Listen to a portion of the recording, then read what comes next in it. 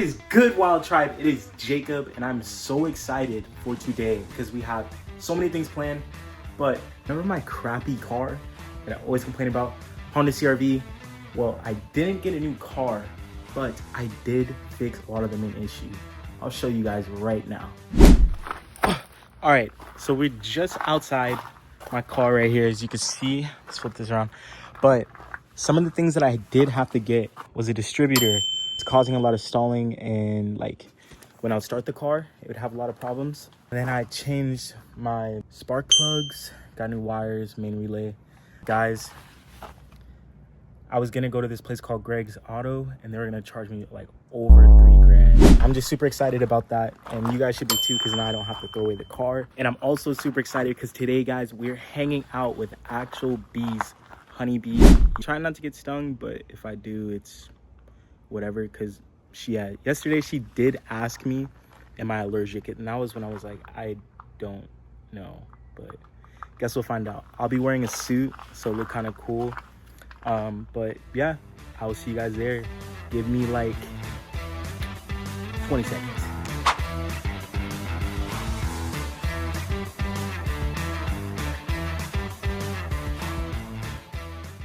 That's Mount Rainier for all the P&W lovers and people that want to come out here. You know, I said I was gonna put the phone down, but all right, now I'm gonna go. All right, we are pulling up to the property. Let me show you just how gorgeous this road is. Like, this is so beautiful. All this vegetation around. And yeah, but we're pulling up. Oh, I'm not gonna show you the... In 1 mile, turn left on Dust. All right, now I got a call, guys, so let's see which one. Let's see which one it is. It's like I'm just breaking into random property, but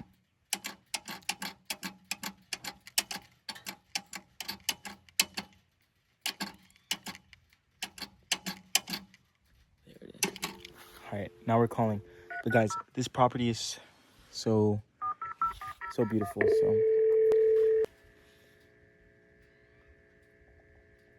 let's see if someone's home.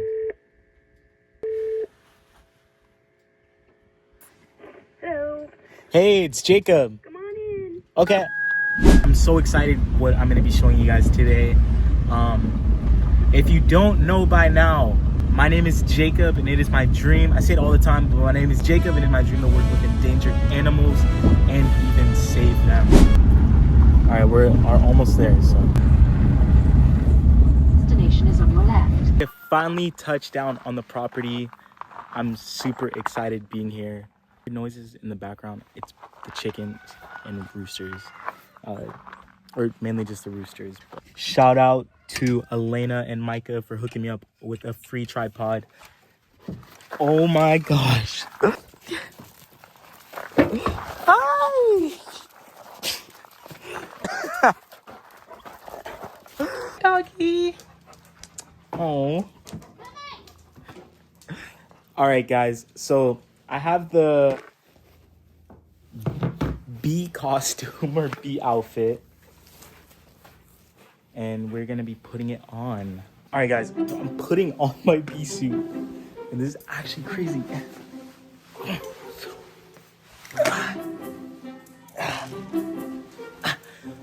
I didn't want to connect the tripod, but yeah, we're just gonna, oh shoot.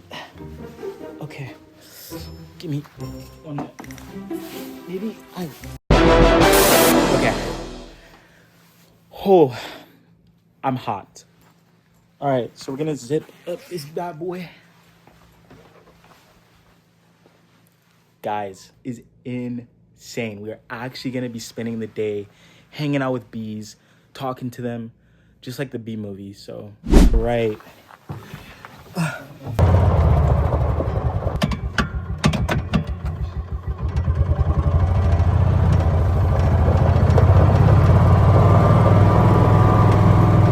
All right, guys, we are heading down to hang out with some crazy people.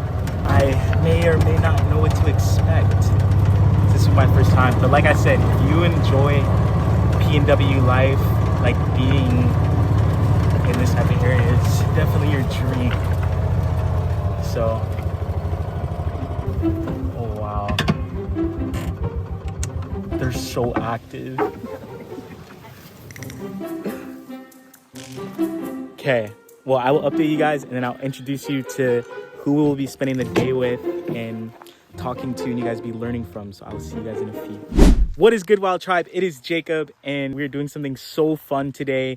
We're gonna be hanging out with bees. I'm like in a hazmat suit, or a bee suit, but I'm gonna introduce to you guys our bee expert and instructor who will hopefully not let me get stung.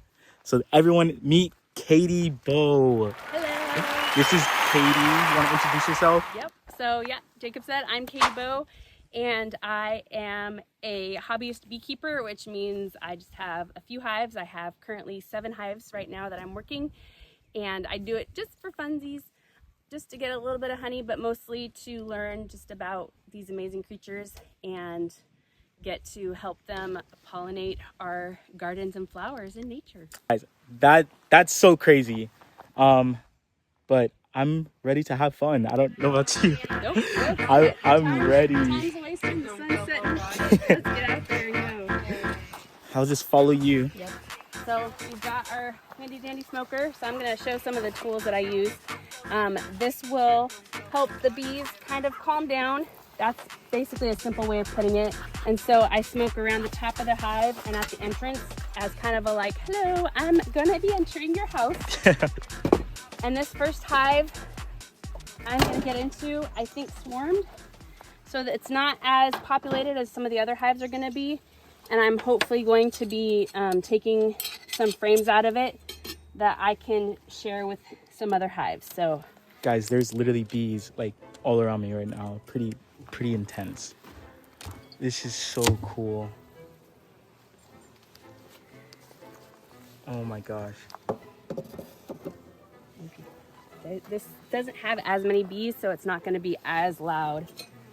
But we'll start taking out some frames and see what we can find. This is my other handy dandy tool. It's called a hive tool. It's used for a lot of things. Mostly I do it because they stick the frames together using wax or propolis. And so it helps me detach the frames and pull them out. This one is crazy. So this frame has capped brood.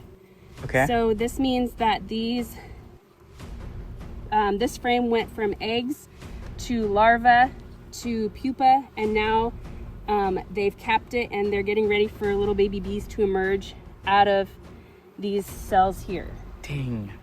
So this is all, so this is capped honey in these corners, and this is all gonna be, these are actually gonna be the start of some winter bees. Okay. Because we're coming out of the main spring and summer season. So I'm gonna see if I can find a queen. How do you know what the queen bee actually looks like? She looks very different. She's much bigger. Okay. And she has a different shaped body. Yeah. And so I'm guessing she's in this box because Oh, what is that's where the eggs that? are. That is a queen cup. So queens can't, I don't know if you guys can see that. queens can't be raised in these little hexagons. Okay. Like their worker bees. They're much bigger. So they build these cups Yeah. that they'll lay an egg, or they'll have chosen an egg, and then they'll build this extra comb around that egg to give the queen room to grow. Sometimes they'll do it just for practice. So that's why this isn't an actual cell. It's just a cup. And I believe, like I said, because this frame had all eggs, I believe they already have a mated laying queen, so they don't necessarily have a queen that they're raising, but they practice making the cups. So this one has more capped honey.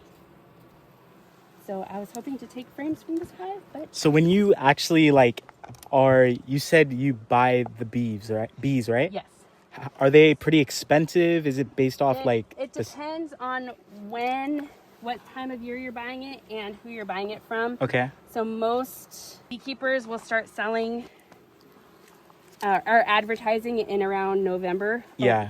So that's all capped honey on this side. So those are their resources. So yeah, they'll start advertising around fall. So I bought mine last year in November. I pre-ordered mine. There's 2 different ways you can do bees. You can either buy packages, which is basically a box of 3 pounds of bees, which equals about 10,000 bees. Okay. And you take that box and you dump it in a hive and you let them go. And I buy what's called a nucleus, and they come with 5 frames in boxes like this orange one over here. So that one would have 5 frames in it, and it would have 2 frames of food and resources and 3 frames of brood at all different stages. So eggs, larvae, pupa, and a laying queen. So it's kind of what I like to call, when I'm explaining to people, I like to call it like a beehive starter kit. Yeah. Because it really is everything you need to get the hive started, where the package, Yeah. they have to start from scratch. They don't get any eggs or anything to get them started. So it can be a little bit more challenging to start a hive with a package versus the nucleus that I do. Guys, look at my outfit. Like, I've never put something on like this. Let me know how it looks. Like, it's pretty cool. I'm more scared just about like the face part. Like, what if they actually? Oh, there's So one. I hear them. They're starting to get a little bit. So this hive is one that tends right to get around agitated. me, guys. This hive? Yes. Oh wow. So, but I really want to see what's going on in the second box. I can literally, guys. Did you hear the difference in sound? Yeah. We're literally like just in this. Okay.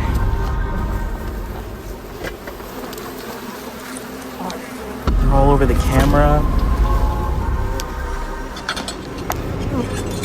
I don't know if you guys can see this or hear this. A little bit forward. Oh, I felt it. It's on my wrist. Yep. Oh my gosh. Is it trying to get in? No, it's just checking you out. It's just like, what are these? It's like a little things vibration. doing? What are these things doing to my home? Why are they here? So what do you, when you have these bees, what is like your main goal like with them? Just to care for them and let them do their thing. I do like to get honey, but I mostly want to just learn about them because there's just all sorts of fascinating things that they do and how they operate, and their scientists are still learning and discovering new things about them. Yeah. That's a good frame of pollen. Dang. So it looks like, so again, this hive swarmed. It used to be a lot fuller. So they took, when they swarm, it's a reproducing thing. So they basically ran out of room and they're like, we have no more room to raise more babies. So half of us are gonna leave with the old queen and go find a new home. And I don't know where they went. And then these bees have stayed behind and have raised a new queen. So again, we've got this frame with some capped brood, and it looks What is capped brood? so when they hit the pupa stage, they'll put this like little seal over the top of it, so when they lay, and I'll try to find some larvae. Oh, there's some larvae. So they'll lay the eggs. Let me set it down here actually, and then if you look, oh my gosh, how they spread like that? right inside, like right here, you'll see some little white bits of goo. Right here. That's going to be larvae. And so once it gets to a certain stage, they'll put a cap over it to let them finish maturing. Okay. And then they'll emerge as fuzzy little baby worker bees. That's actually super cool. Still maybe trying to find a queen, but not trying. So when it comes to like, oh, there she is. found the queen? Yeah. Gosh. Yeah. Okay, that's actually really easy to find. In She's this so hive, big. yes. She's very different. So I'm gonna put them back in because she's a mated queen. Okay. She left the hive once already to go mate, and she will never leave this hive ever again. For the rest of her life, she will be here in this hive laying eggs. Okay. For another maybe 3 or 4 years. Wow. Until she dies. So we're gonna put these guys back. Let them. So when it comes to mating for the queen, is it more so, I heard a thing where it's like, bees fly, you can correct me if I'm wrong, but they fly like in the air to mate, and then like the male dies or something? Yep. His birds get ripped out. That's crazy. And he has done his duty. That is all the male bees do. They contribute nothing to the hive. Their only job is to mate with the queen, and they're so useless that this time of year, towards even into September and October, they will kick all of the boy bees out and leave them to die. So they're not allowed to overwinter with them because all they do is eat. That is they do crazy. Nothing. So. And do you call like hives and stuff like this? Are they called colonies, right? They can be called colonies. Yeah. So we're gonna move. I'm just gonna move catty corner. All right. So this is a completely different hive, correct? This is a completely different hive. Oh, look at my. This hive I actually bought this year as a nucleus.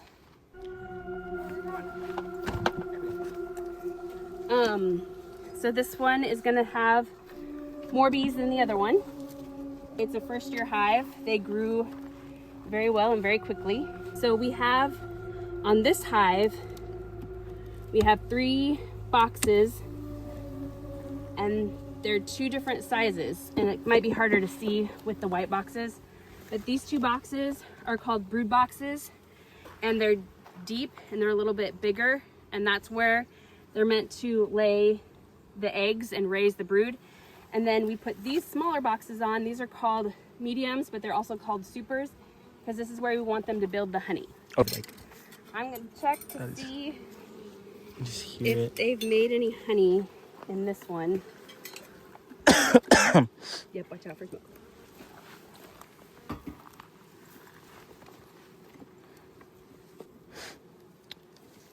In these suits, man, you're like, you're sweating. You're sweating bad. This is a great frame of nectar. That's like, oh wow. It's very like I don't know if the right word is using full. It is actually full. So nectar is what is used to make honey. So pollen is I believe their protein, and they use it, they'll make what's called bee bread to feed to the babies. Okay. And then the nectar is the liquid. It's their carbohydrates, and this is what they will eventually evaporate to the consistency that is honey. All right, guys, so I grabbed the tripod. It's gonna be heck of a lot much easier to record, place, do stuff, bring you guys in, so we will be doing that. The queen is in this box. Okay. They tend to want to move up, and because I don't want her laying in this box with the honey, I'm switching boxes, so she'll be in the bottom box. Okay. And this box will be in the top for her to fill in once she fills in this box. Yeah, yeah. So that's what I'm doing right now.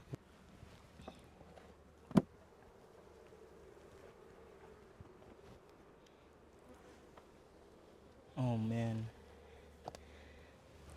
You can tell the difference because drones are much bigger and their eyes are positioned differently on their heads. Okay. I'm not seeing a lot of them because mating season is pretty much over. Okay. And so my guess is they've already started kicking them out of the hive. Oh, be friendly, bro. Be friendly. Oh my gosh. Oh my gosh.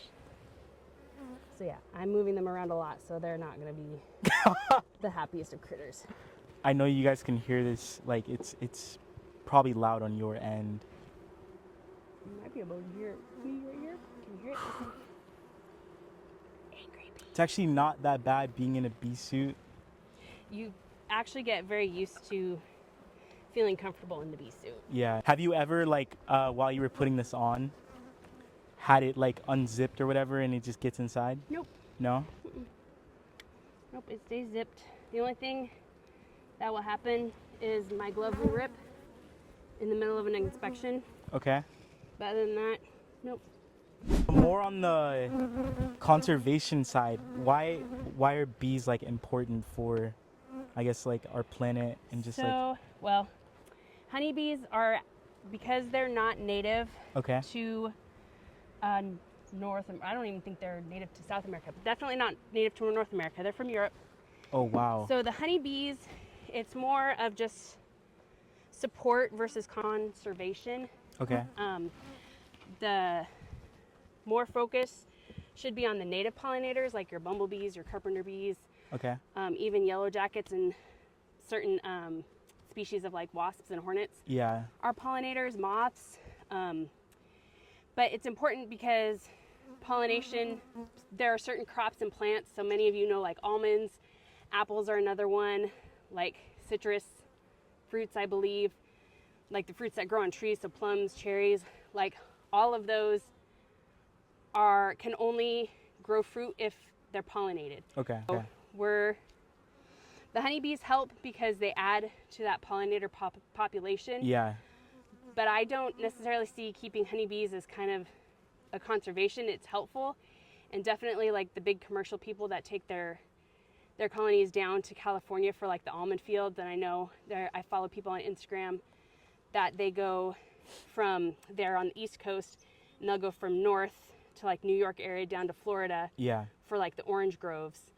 And so it's helpful that we're able to kind of do the husbandry and care for the honeybees to help those kinds of crops. Yeah. And so in that way, I have sweat going in my eyes. you know that. Why do you think I wear my thingy? So yeah, so it's a little bit of both, but I like to think that it's more important to really pay attention to the natural resources that we have that affect the natural pollinators, because these guys can, like, I follow one guy who keeps bees in the Arctic. Like, oh, wow. Honeybees can adapt to anywhere. And so, yeah, they are still essential, but temperature doesn't matter. Temperature doesn't matter. They can adapt. That's crazy. And so that, like, down in Texas, Arizona, people keep bees. In Australia, yeah, the UK, like all over the world. But your native pollinators are going to help your native plants. Okay. And so it's kind of a balance in that. So if we put these bees, oh my gosh, I have sweat like going over. Well, I have a towel if you want. Okay. If we put these bees, like, basically you're saying. So my bees that I have here have adapted to the Northwest. Okay. So the Northwest region, my bees are going to do great. If we took them down to Texas, they may not survive. Okay. That's, yeah. But the bees from Texas do great down there, but if California, we just bought them from like a beekeeper here in Washington, they did not survive. Wow. So right now, the only bees that have survived are the ones that we bought that originated here in the Pacific Northwest. And so this hive here and this hive over here. So I bought 2 nukes this spring, both from beekeepers from the Northwest with bees in the Northwest. So I'm hoping that they do really well. But this hive we got for free from someone in Tacoma. I have no idea what kind of bees they are, but they're 3 years old. So they've overwintered for 3 years, which is really great. Dang. And then these 2 hives are splits from that one hive. So I'm hoping, so these are technically new hives, but I'm hoping that they do really well because they're from that hive that's overwintered, and they're well adapted to our weird, crazy weather that we have. Yeah. I'm gonna bring you guys over actually for this part so we can get a close up. Yeah, you can set it up like right here next to us. Close up view. So from what we know and learn, that native bees, native to its region, right? Mm-hmm. They have more successful, they're more successful at pollinating? Well, so native pollinators, yes. Okay, and then if they're like in any different... Native, like if they're honeybees, they adapt to the region that they're in. So my bees that I have here in Washington are going to do well in Oregon, Northern California, Montana, Idaho, British Columbia. But if we were to take them down like the East Coast or something? East Coast, Midwest, anything that has harsh winters, they probably wouldn't survive. And anywhere that has extreme heat, they probably could survive the extreme heat. They wouldn't do well, but they definitely can't survive harsh winters. When I was in Arizona, there was in my mom's backyard, there's this bee, and I forgot what it's called. You guys might know, but it's this big black bee, and it like eats... a bumblebee? They said it eats spiders. Ooh, cool. I don't I have no idea. If you guys know, let us know down below. But I seen it fly one time, and it was red. Or I don't know if it flies. I just seen it. They said it's a black one, and they said it's really big, and it just, yeah. So this is a hive where Donald harvested honey. This frame is a foundation, so it's plastic. Okay. Drying out new comb to potentially fill in with honey. This side, they've already got some caps, so this is all capped honey, but then they're building out more of the comb out here. So this is fresh, brand new comb, and then this they've filled in with capped honey. Wow. This out and eat it. Go down to the next box. Normally during an inspection, the biggest thing that we're looking for is presence of a laying queen. Okay. Looking at the health of the hive, we want to make sure that there's no pest, that there's no disease. This is an excellent frame of capped honey. Again, it's very it's full. Very full, it's very heavy. Wow. Can I hold that one? Yep. Little lips on the edge. Underneath the little lips? Over here. So one on each. Don't just take it Oh. right in front of me. Put your finger where you got it. That will work too. Oh man. Are you ready? This is heavy. I'm letting go. 1, 2, 3, go. Okay. Guys, look at this. There's a few things you learn in life. I don't know where I'm going with this, but this thing is pretty heavy. I would say this is like close to 20 pounds. Are you? What's on our thumb? Sorry. Again, I mumble, so you'll hear a lot of mumbling. You're good. That is propolis. Ooh, let's talk about propolis. Propolis or propolis. Propolis. There's debates on how to say it. I call it bee glue. Propolis is made by the bees using tree sap and their spit. It's extremely sticky, and they use it to seal any and every crack possible. Oh, look, they're starting to make babies in this frame. Oh, wow. And so they will use it to seal. In the wintertime, it's used to insulate. Dang. And so it gets all over your gloves, it gets all over your tools, and it is very, very, very sticky. Is it? Bee spit and tree sap. That's probably why it's not very flavorful. So I literally ate yesterday bee spit with tree sap. So now I'm kind of just looking for the queen, looking for eggs. It's like a really great frame. So what happens when they have frames with brood, they do like this rainbow shape. And so all this right here is capped honey on the outside.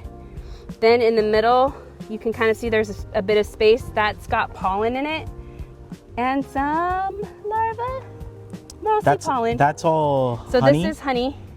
You guys see the honey? That's what they're using to feed themselves and the babies. This is a pollen section that's kind of like a naked section. And then this middle section is where they're laying the brood. So the eggs, the pupa, the larva, and the capped. And then again, these are capped pupas that are gonna eventually emerge to become little baby worker bees. So the queen flies once on her mating flight, and then she comes back to the hive and she never leaves again. Oh, sorry. Yellow jacket. Oh. I'll deal with that later. Okay, I want to make sure. So I might just put this back in and stop fussing with it, because the reason why I bring that up is because once she mates, she gets all of her eggs fertilized and has all the eggs she needs for the rest of her life. Yeah. Which means she's too heavy to fly. Oh, wow. So if she falls off this frame onto the ground, she will most likely not be able to get back into the hive unless I pick her up and put her there. So, and in this case, it would be very difficult for them to raise a new queen this time of year because there's not a lot of drones to mate with. But I might just stick it back in and call it good. Where did she go? And because of how I had it, she might have crawled back in. Once you notice it and actually see what the queen bee is, like, Right. you know what it looks like. But then I have to find her in my camera. Oh, she's right here. Thank you. So that was actually a really good thing. What happened, I was gonna ask why. So the yellow jacket, Yeah. are they like So allowed in the hive? no. Not, what happens? No one. Ooh, so here's a few fun things. Okay, There are pests that will try to get into the hive. One of them is mainly here is yellow jackets. Okay. If a hive is strong, this hive is nice and strong, they will defend against yellow jackets. They will not be allowed in. They will either be chased out or they will be balled to death, which means they'll create a clump around it and heat it up until it dies of overheating, because they don't want to sting it, because if they sting, they'll die. Yeah. So yellow jackets, people have had mice. They've seen dead mice in their hives, like inside the hives. You can get all sorts of different like hornets and other bugs. There's beetles that will get in there. And again, if it's a strong hive, most pests they can defend against. Skunks are a pest. They will get into the entrance and like agitate them so they come out. And then when they come out, they'll like grab them and eat them. So skunks are a risk. And so they will defend the hive. So the other thing is when Jacob asked, are the yellow jackets allowed in the hive? The answer is absolutely not. They will be removed in Guys, you need to see this. Some way, shape, or form. Oh yeah. Like when she's spraying it, they literally like evacuate. But each queen has her own pheromones. Get off. And so other bees are not allowed in other hives. Okay. So the bees in this hive will only go to this hive, and they will not be allowed in any other hive. If they try to get in, they will be killed. They each have their own queen with her own pheromones, and they will not go into another hive, nor would they be allowed to go into another hive unless they come bearing gifts of pollen or nectar, and then possibly they would be let in just based on that. Guys, let us know, out of all the bees you saw, which one was your favorite? Which singular bee? Which bee? Which singular bee that you saw was your favorite? The ones with the wings are my favorite. Why this is stuck on is because of the propolis. So all this there, that's propolis that they're using to seal it up so people like me can't get in, but I am too strong. I'm not going to spend a lot of time. About how much also like honey do you process? I would say a year, if you know. We pull honey once a year, and we just pulled off supers basically after the blackberries stop blooming is when we'll pull, and we got 15 frames. I was hoping for some frames today. I don't think I'm going to pull any more. So we'll hopefully maybe get about 5 gallons from those 15 frames. Last year we had 20 frames and we got 7 gallons. We had 20 frames that we pulled off of 4 hives. And even though I have 7 now active hives, we only pulled 15 frames. So we're gonna probably get about the same as we got last year. Okay. This is all, right here, this is all propolis that they put on to help insulate. And so the way I filled my jar that I did last night is you just scrape it, and then I put it in the jar, and then when I got enough, I filled the jar with oil. I'm gonna let that kind of infuse the oil, and it has really great properties because again, it's made of bee spit. So it's good for you. So it's good for you. People make it into like tinctures and salves for like, and people do like throat spray for like during cold season to prevent cold. Very sticky, but that is propolis. It almost looks like really bad old gum. It kind of, yeah, it is almost like that consistency too. Dead seriously gets stuck in your teeth, like on your teeth. It's like really bad toffee. Yeah, but like, what is one cool fact about a bee, would you say? Actually, one of my favorite facts is the fact that they do kick the males out. Okay. And leave them to die at the end of so sad. the season. That just cracks me. I think that's so funny. Because usually males are like, oh, we're the tough one, you know, like male lions and prides and stuff like that. And nope, these ones, they're left to die if they didn't mate. Is usually one of my favorite facts to tell people. I think I just find it crazy that there is, like, I almost call them animals, but they're in the animals, insects. Yeah. So that there's actually like insects out there that have this type of like I I don't know if saying social structure. Well, it is kind of because it's not exactly a hierarchy. We say hierarchy, we are not including the queen because the queen serves absolutely no purpose except to lay eggs. She makes no decisions. She does not go anywhere except out to mate once, and then she comes back and lives the rest of her life laying eggs. She does not get to choose whether she lives or dies. So if there's something wrong with her, the worker bees will decide if they want to kill her. The worker bees decide if they want to swarm. Okay. The queen makes no decisions and has no power. And so a worker bee will live about 45 days. She will literally fly herself to death. She typically won't die. If she doesn't die from the elements or a predator as a forager, she'll die because her wings disintegrate and she can no longer fly.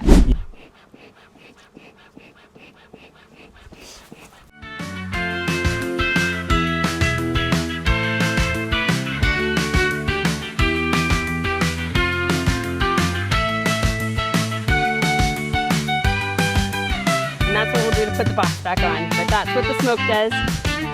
The smoke does not put them to sleep like sometimes you'll hear the smoke is used to put them to sleep to make them more docile. It's not necessarily true, but it does cause them to go into the hive because they go kind of into emergency mode. Okay. And they'll start supposedly. They move so quick. They do. Well, because they think there's a fire. So they're getting in where it's safe. Yeah. And then supposedly they start eating a bunch of honey to store up in case they have to flee. And that makes them like slower and more lethargic. And that's where like the calming effect is. Oh man. But because I did kind of smoke the bejeebies out of them, they might become a little bit more agitated as a result. You guys see this? But it was kind of fun. So this literally just flying all around. So is there anything that like you can debunk that's like people say? Here is going to be my PSA. Is so far today, I've only had one bee try to sting me. She didn't sting me. She didn't get through my glove. They do not want to sting you. Yep. Wearing like the protective gear, I'm wearing just normal pants. They're not landing on me. They're very calm. They do not want to sting me because they will die. Out in the wild, when you're walking down the street and you see even a yellow jacket, although yellow jackets can be jerks, I'm not going to deny it, but for the most part, if you ignore them and just continue on your way, they will not sting you. They do not want to sting you. So when you see a bee and you're like, no, bees! That's what causes them. That's what makes them sting you. Yeah. So that's my PSA, and I actually have some people who have actually taken my advice and have learned. I do not get bothered by the yellow jackets. We do have them here, and they don't sting us because we just go on our merry way and ignore them. Ignore them and they will not sting you. Again, yellow jackets kind of are jerks, so I can't like safely say, but if you see a honeybee, take a close look. We'll get some good close-ups. You can see what they look like. If you see a little bug that looks like this, they're not going to sting you when they're away from their hive. They have one job when they're away from their hive, and that is to collect resources, pollen and nectar, and to fly home. But anyways, so this particular hive, I'm seeing capped brood. I'm not seeing a queen, but that's okay. I'm not terribly worried. Guys, we're gonna spritz the bees. All right. Take notes. So you're just gonna blow it across the top. Okay. But you're not, and you're gonna do like kind of gentle puffs. Copy.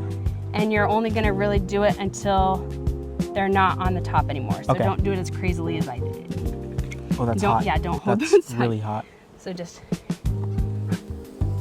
there you go.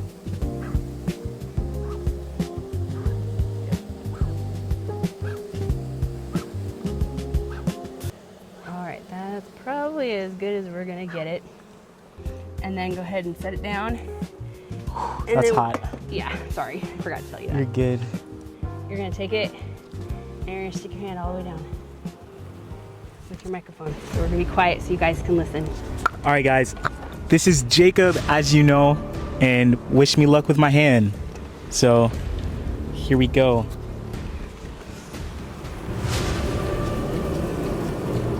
can't really see what I'm doing. You don't have to, we just want them to listen.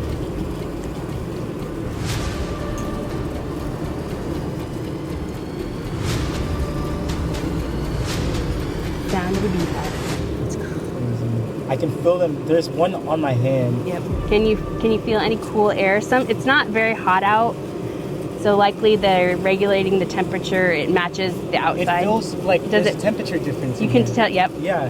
Can you feel any breeze? Do you feel a breeze? A little bit. Okay.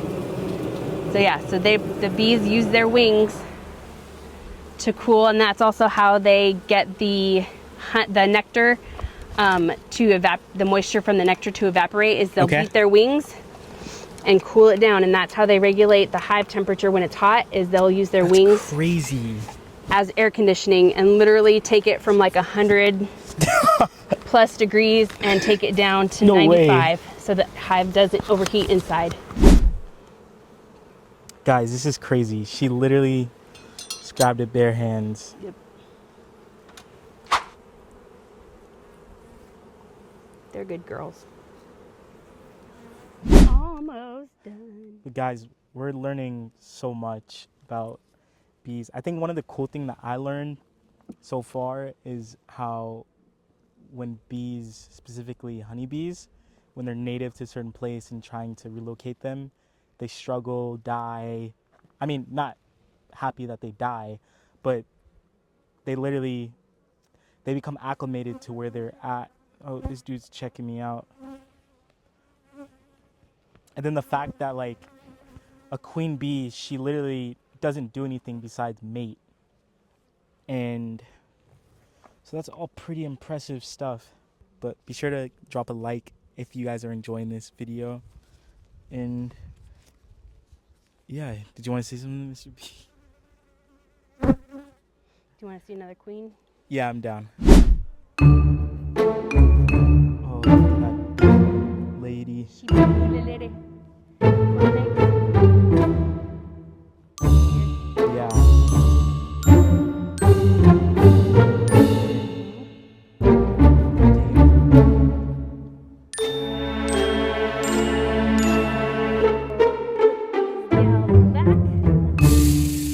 Alright guys, we are wrapping up our bee video. We learned so many cool facts. We had a bee that crawled on my hand. As you know, Katie, the bee expert, took her gloves off, which I thought was pretty cool. Not gonna lie, because if I took mine off, I thought I was gonna get stung. But yeah, I didn't do that by the grace of God. But yeah, if you guys enjoyed this video, learned so many cool facts about bees, be sure to comment them down below. I think I will also post Katie's socials down below so you can check out her page. She does post a lot of stuff about just the work that she does and bees. Wait, you want to see this? Yeah. Is that? She's got pollen pants. I'm trying to pick her up. There we go. So when they collect pollen, they have these little baskets on their legs that they put the pollen in. So they're literally called pollen pants. That's crazy. And so she's a forager. Can I hold her? Yeah, she'll walk to you. She's a forager. And we have to be careful because she will sting Jacob. Come on.